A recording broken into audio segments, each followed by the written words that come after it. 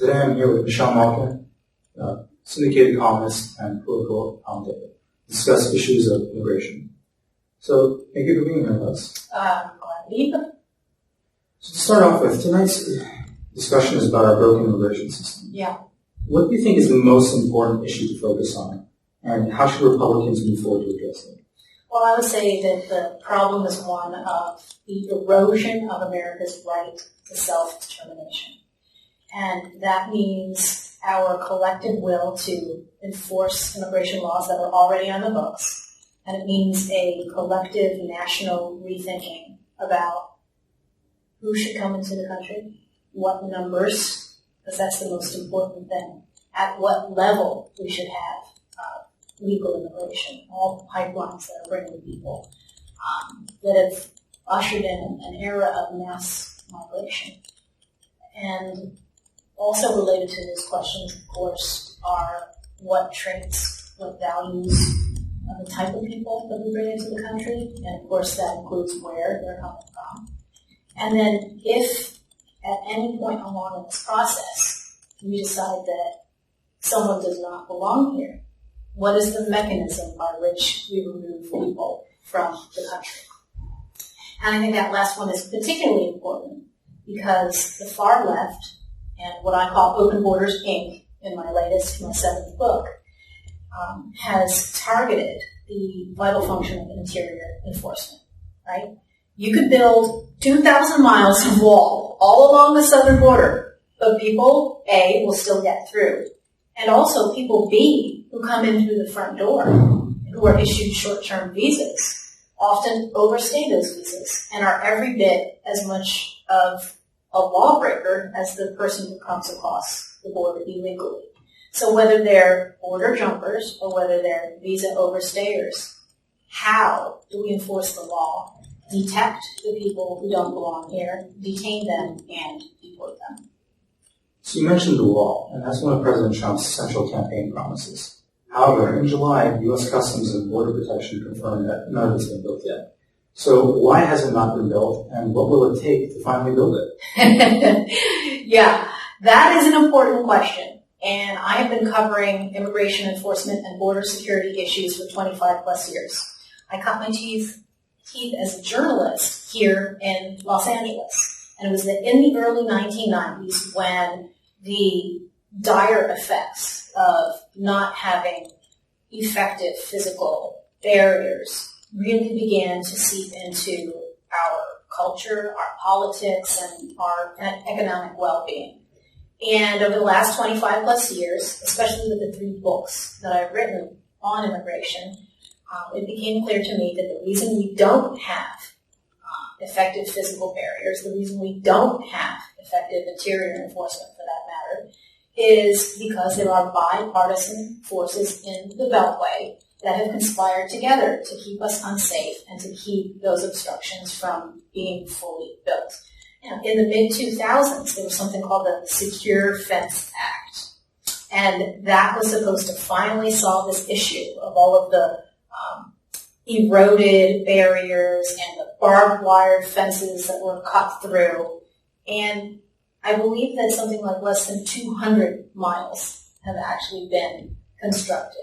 So, yeah, it was a centerpiece of the Trump campaign. It is his most visible promise to American voters and the American people. And so little of it has been constructed, not just because the usual left-wing suspects are against it, but because big business forces down on the southern border don't want it either. Do you think that his failure to build it is going to hurt his election chances? I absolutely do. I mean, he staked his claim on immigration. That's why I voted for him. He wasn't my initial first choice. That happens a lot in a lot of these primaries in the Republican Party, where you don't get your first choice. But it's because he had elevated immigration and national security issues in a way that no other Republican Party candidate had done that I comfortably supported and voted for him. If he doesn't fulfill that promise, if he doesn't make meaningful progress on the wall and every other aspect of getting our immigration system under control, yeah, he's going to be in trouble. And there are a lot of people that are going to feel betrayed, not just the people on the southern border. Wow. So, fellow conservative political commentator Ann Coulter has recently suggested a moratorium on legal immigration. Mm-hmm. What are your thoughts on the conversation? I suggested that in my 2002 book, Invasion, which was written after the September 11th terrorist attacks. And I looked at every aspect of our failures to enforce our immigration laws. The nexus between our failure to control illegal immigration and the ability of 19 Saudi hijackers to get in through the front door was so clear to me in that 2002 book. That was 17 years ago. And to me, what is startling, what's flabbergasting, what puts a pit in my stomach is the fact that over the last 17 years, so many lives could have been saved, so many lives could have been improved, because it's not just a national security issue, it's an economic security issue as well. And we need a complete moratorium, as I argued in 2002, because every aspect of the system is overwhelmed. That's not by accident. That's by design. And every knowledgeable conservative of any age understands that the plot and plan of the radical left is overwhelming. That's classic Cloward Piven strategy. And you combine that with Alinsky-like tactics of freezing your target and demonizing them. And that's what they do to anybody who actually advocates strict and serious immigration enforcement. And it's a recipe for exactly the kind of immigration anarchy that we have had since I started my career in the early 1990s in LA and reported on the grassroots revolt that led to Proposition 187. This is November. We're marking the 25th anniversary of that initiative, which was a desperate cry from grassroots activists to save California from the bloody consequences and the economic punishment and damages of mass illegal immigration. And what I think conservatives need to understand today is that it's not just illegal immigration. It's the entire apparatus. And that's what Open Borders Inc. is about, because I look at the legal mechanisms for mass migration, 1 million green cards a year that we're issuing, plus the refugee resettlement racket, which is yielding billions of dollars in profits for religious organizations that have these lucrative contracts to dump refugees largely from third world countries and from jihadist breeding grounds without any local input in the communities that are being absolutely transformed. Textbook case in point, the Twin Cities, which of course has become the jihadist breeding ground for hundreds of thousands of Somalian Muslims who have resettled by the Lutheran Immigrant and Refugee Services, which has collected upwards of $1 billion since the refugee resettlement program began. So you can't just say build a wall and think that the problem is going to be solved. Comprehensive immigration moratorium is the solution. So speaking about legal immigration and the effects of immigration overall, recently in your CPAC 2019 speech, you classified most immigrants as, quote, future Democrat voters whose tribal allegiance to the left has only hardened over time. Yes. In a recent article by the New York Times, it described how immigration has turned Virginia from a rival Republican state to one where Democrats are gaining a significant foothold. Yes. Is this part of a growing trend across the country, and how can Republicans address it? My fear is that it's too late, because it was written in the stars in 1965 with the Hart-Celler Act. It was made even worse by the 1986 Immigration Reform and Control Act that Ronald Reagan signed. And those two things, I think, spelled the doom of the demographic winter, the demographic conquest that I've been warning about for years. And so we saw it happen to California first. We're seeing it happen to Texas. And in Open Borders Inc., the book that I just came out with in September, I've got a section in the front, which I think especially every young conservative needs to read. Because the numbers are the numbers, math is math, and the facts are facts. And as fellow YAF speaker and very popular and prominent conservative Ben Shapiro always says, facts don't care about your feelings. Well, the Open Borders facts don't care about people's feelings either. And feelings might be hurt that the fact that you've got these young nationalists who really understand what is at stake here. There's a factoid in my book where I talk about how the percent of congressional districts that have above average foreign-born populations that have gone Democrat is nearly 90%. We're going to be a majority-minority country by 2045. Again, that's not by accident. It's by design. And unless we have that moratorium, it's going to be completely too late. And you quoted my CPAC speech, which was in February. It only took the New York Times acknowledging reality for many of these denialists in the Republican Party to finally realize, maybe immigration demographics does have something to do with it.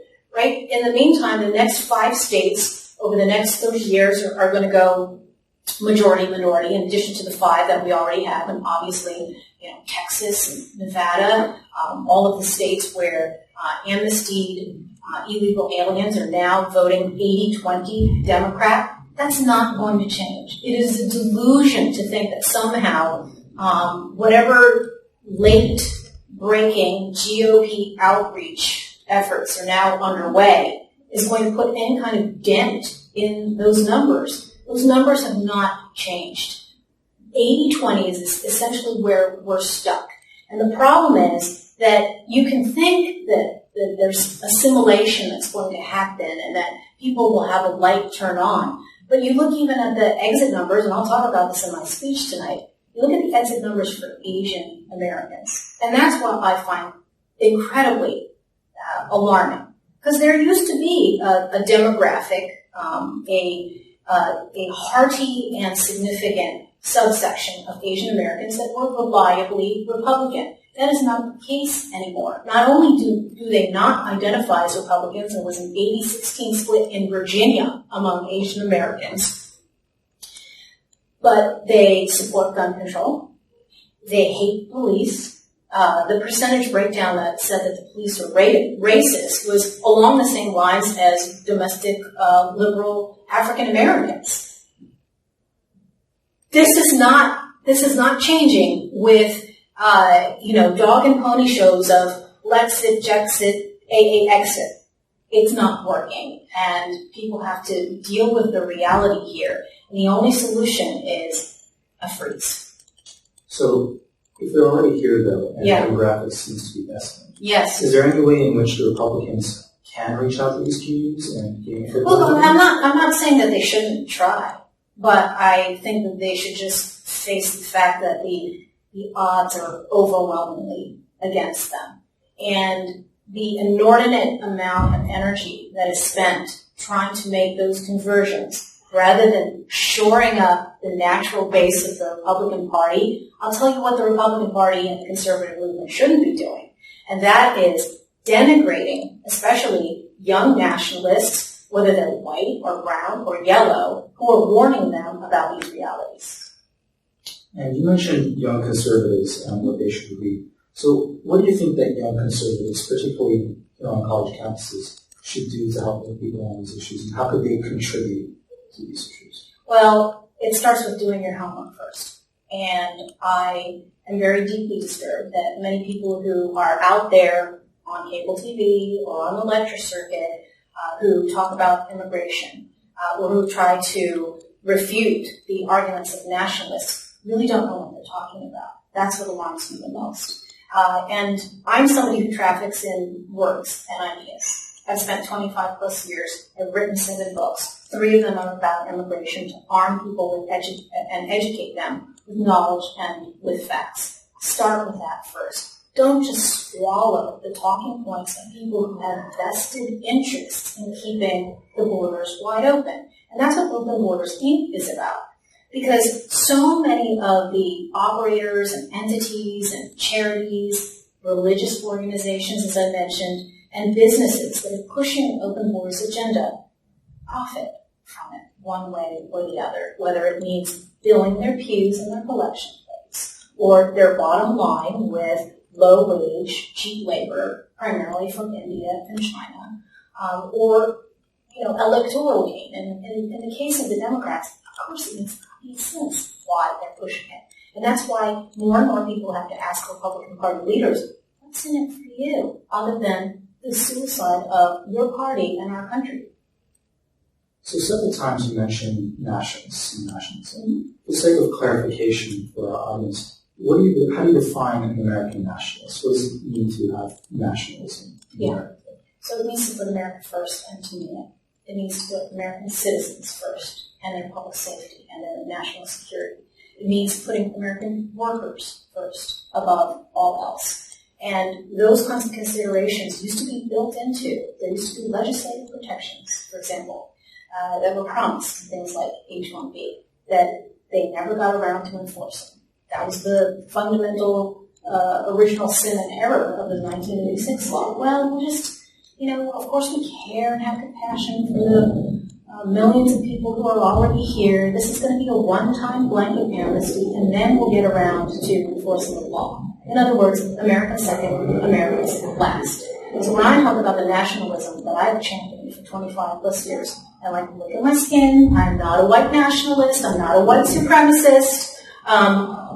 My definition of somebody who supports nationalism is a person who means it when they say that they believe in American sovereignty and who understands the policies that need to be enacted to ensure one nation under God. Thank you. That was very well put.